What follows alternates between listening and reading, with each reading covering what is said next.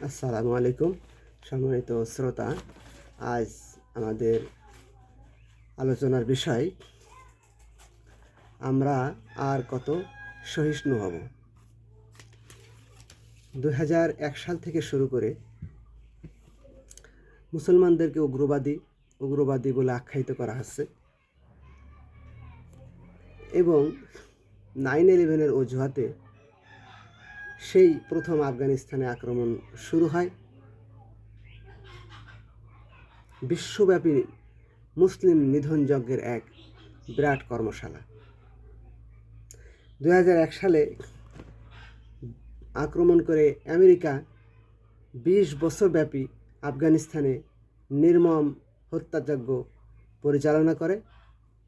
এই হত্যাযজ্ঞের মাধ্যমে আফগানিস্তানের 2 লক্ষের উপরে মুসলমানের রক্ত প্রবাহিত করে। দেশের সকল অবকাঠামো, বিদ্যুৎ, আইসিটি, শিক্ষা প্রতিষ্ঠান, চিকিৎসা প্রতিষ্ঠান সব কিছু ধ্বংস করে দেয়। সীমিত কিছু প্রতিষ্ঠান তারা পরিচালনা করে।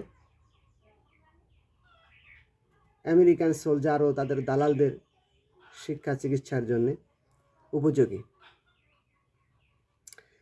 শেষে 20 বছর পর তারা প্রস্থান করে এমনভাবে যে এই আফগানিস্তান আগামী 100 বছরেও পূর্বের অবস্থায় ফেরত আসতে পারবে না। এই 100 বছরে সারা বিশ্বের সকল মানুষের, সকল ধর্মের, সকল রাষ্ট্রের উন্নয়ন হবে, কিন্তু আফগানিস্তানের মুসলমানদের হবে না। এরপর 2003 সালে শুরু করে মাল্টি ডাইমেনশনাল আক্রমণ। তারা এক্ষেত্রে মাল্টি ফাংশনও ব্যবহার করে। প্রথমে তারা লিবিয়া, ইরাক, ইরান কয়েকটি রাষ্ট্রের নাম উল্লেখ করে, সাথে সৌদি আরবের নামও উল্লেখ করে যে 9/11-এর এই আক্রমণের সাথে সৌদি নাগরিকরা জড়িত, সরকার পক্ষের কেউ কেউ জড়িত আছে। সৌদি আরব টাকা পয়সা বিভিন্ন রকম মুসলেকা দিয়ে কোনো মতে রক্ষা পায়, কিন্তু তখন বোঝা যাচ্ছিল না প্রথম কাকে আক্রমণ করবে। লিবিয়াকে বলা হয় যে তোমার কাছে গণবিধ্বংসী অস্ত্র আছে। ইরাককে বলা হয় তোমার কাছে গণবিধ্বংসী অস্ত্র আছে। ইরানকে বলা হয় সে আফগানিস্তানের মুজাহিদদেরকে সহযোগিতা করছে, উগ্রবাদীদের সহযোগিতা করছে, আল কায়দাকে সহযোগিতা করছে। ইরাক এবং লিবিয়া তারা তাদের সকল প্রকার পারমাণবিক প্রকল্প, অস্ত্র, মিসাইল এগুলো সমর্পণ করতে রাজি হয়। এমনকি লিবিয়ার গাদ্দাফি সব কিছু ইন্টারন্যাশনাল কমিউনিটির হাতে হস্তান্তর করে। চক্ষু লজ্জায় পড়ে কিছুদিন তারা লিবিয়াকে সময় দেয়, তবে ইরাকে আক্রমণ করে। ইরাক আক্রমণ করা তাদের জন্য খুব সহজ হয় এই কারণে, তখন তারা ইরাককে সুন্নি হিসেবে অভিহিত করে ইরানের সহযোগিতা, ইরাকি শিয়াদের সহযোগিতা গ্রহণ করে। বোকার মতো ইরান সেই কাজে সহযোগিতা করে, যেহেতু ইরাক এবং ইরানের একসময় শত্রুতা ছিল।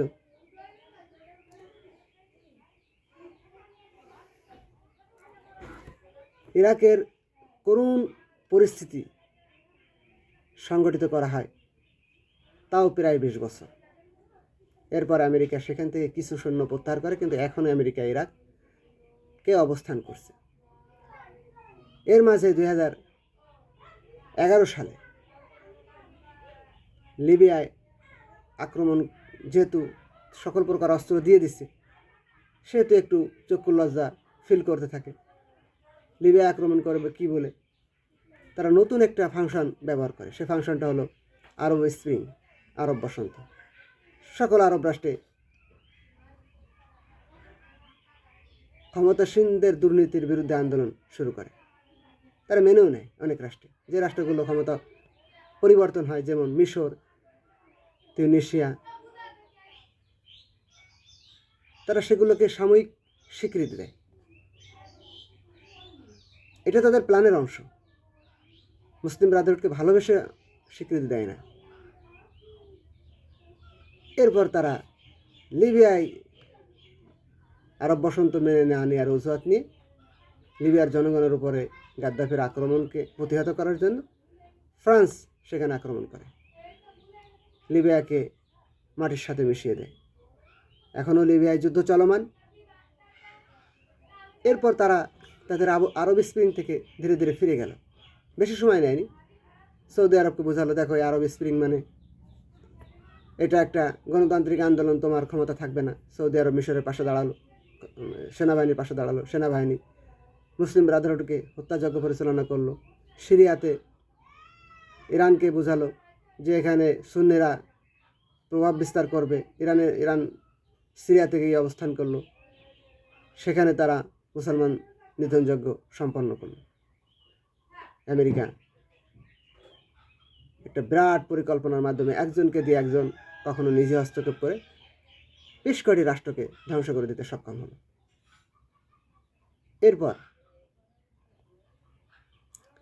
আমেরিকা নতুন প্ল্যান শুরু করল। সেই প্ল্যানটা কি? যে এক ঢিলে অনেকগুলো পাখি মারা। আমেরিকা এখন এই সম্প্রতি এসে আক্রমণ করলো ইরানে।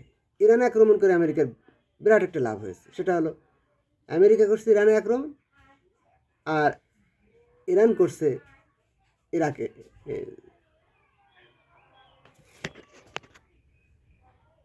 ইরান করছে সৌদি আরবে, কাতারে, কুয়েতে, দুবাই, জর্দান, বাহরাইন, মানে একই সাথে মধ্যপ্রাচ্য মাটির সাথে মিশে যাবে। আমেরিকা এই যুদ্ধ সহসায় শেষ হোক এটা চাচ্ছে না। আমেরিকার একটা সিস্টেম আছে, আমেরিকাই শেষ করছি এই আলোচনা করছি, কিন্তু আমেরিকার উদ্দেশ্য এই যুদ্ধ শেষ করা নয়, এই যুদ্ধ দীর্ঘদিন চালাবে। এর মাধ্যমে আমেরিকা ইরান, সৌদি, ইরাক, কাতার, কুয়েত, দুবাই, সংযুক্ত আরব আমিরাত, এই মধ্যপ্রাচ্যের সকল ধনী রাষ্ট্রের অবকাঠামোগুলো, সেটা প্রাতিষ্ঠানিক অবকাঠামো, তেল সম্পদ, শোধনাগারগুলো ধ্বংস করে দেবে। যুদ্ধ শেষে মধ্যপ্রাচ্যের তেল উত্তোলন করার জন্যে আমেরিকার উপর সম্পূর্ণ নির্ভরশীলতা ছাড়া মধ্যপ্রাচ্যের রাষ্ট্রীয় সক্ষমতা থাকবে না তেল উত্তোলন করার। পরে মধ্যপ্রাচ্যের সকল রাষ্ট্র আমেরিকার উপর নির্ভরশীল হয়ে পড়বে। মুসলমানদের ভিক্ষা দেওয়ার মতো রাষ্ট্র থাকবে না। তখন আমেরিকার আরেকটি ভাইব তুলেছে যে তুরস্ক না পাকিস্তান, যে কোনো একটা তারা আক্রমণ করবে, দুটোই করবে, কিন্তু কোনটা তারা আগে করবে। তা মোটামুটি সহজ হবে আমেরিকার জন্যে।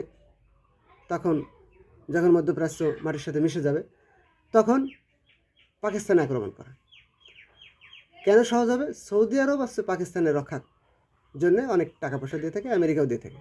আমেরিকার টাকা যখন না পাবে, সৌদি আরবের টাকা যখন না পাবে, পাকিস্তান তাদের নিজ অর্থনীতির উপর দাঁড়িয়ে থাকার সক্ষমতা রাখে না।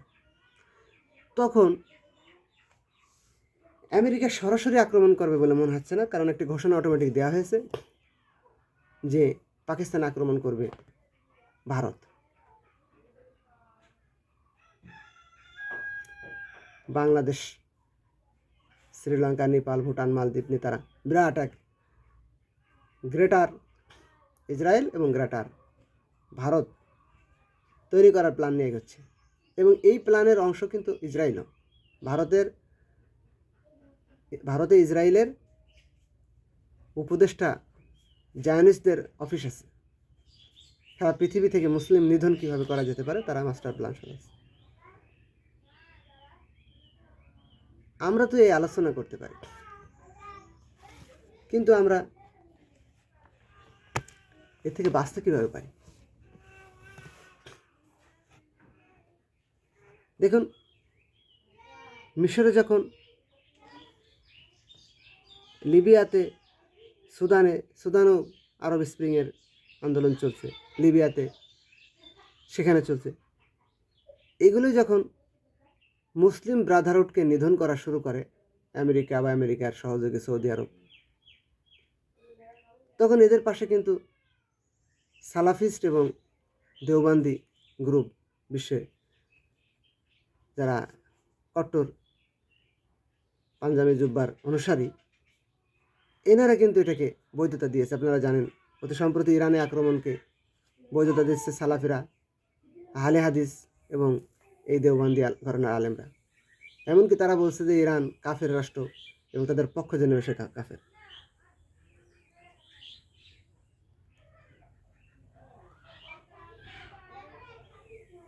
এভাবে আমরা যখন ইরাকে আক্রমণ করা হয়েছে তখন শিয়াদের সহযোগিতা নিয়েছে আমেরিকা, আবার ইরানে যখন আক্রমণ করছে তখন সৌদি আরবের সহযোগিতা নিচ্ছে। এভাবে সারা পৃথিবীর মুসলমানদের আবার দরিদ্র অবস্থায় ফিরিয়ে আনবে। মুসলমান থাকবে শুধু সারা পৃথিবীর মানুষের, প্রায় 200 কোটি মানুষ, পৃথিবীর মানুষের ঘরের কাজ, ফ্যাক্টরির কাজ, মেকানিক্সের কাজ, রাস্তা ঝাড়ু দেওয়া, বাথরুম পরিষ্কার করাই মুসলমানদের কাজ থাকবে। মুসলমানদের আর কোনো কাজ অবশ্যই থাকবে না। মুসলমানদের তারা বাঁচিয়ে রাখবে শুধুমাত্র এই কাজগুলো করার জন্য। আল্লাহ রাব্বুল আলামিন আমাদের মুসলমানদের মধ্যে এরকম বিবেক সম্পন্ন মানুষ কবে দিবে? ওয়াতাসিমু বিহাবলিল্লাহি জামিআ ওয়া লা তাফাররাকু, যে ঐক্যবদ্ধ হতে হবে, এটা আল্লাহ রাব্বুল আলামিনের একটা নির্দেশ। কাছাকাছি তাআলু ইলা কালিমাতিন সাওয়াইন বাইনানা ওয়া বাইনাকুম, ইহুদিদেরকে, খ্রিস্টানদেরকে আল্লাহ রাসূল আমন্ত্রণ জানিয়েছে যে আসো আমাদের এবং তোমাদের মাঝে মোটামুটি সামঞ্জস্য আছে কাদের সাথে, তারা আমরা সেই বিষয়গুলো নিয়ে এক হই।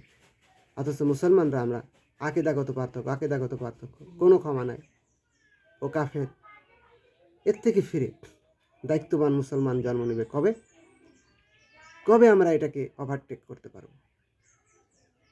আমরা সেই আশা পোষণ করছি, আমন্ত্রণ জানাচ্ছি মুসলমানদের, তারা যেন নিজ জাতিসত্তার পায়ের উপর দাঁড়াতে পারে। তার জন্য তারা তুলনামূলক কাছাকাছি ইসলামগুলোকে যেন তারা গ্রহণ করতে পারে। তারা আকিদার দোহাই দিয়ে আর কিয়ামতের ওয়াজ করে কিছু হাদিয়া তোহফা নিয়ে জীবন অতিবাহিত না করুক। আল্লাহ রাব্বুল আলামিন আমাদের সবাইকে বোঝার তৌফিক দান করুন। আখির দাওয়ানা আলহামদুলিল্লাহি রাব্বিল আলামিন।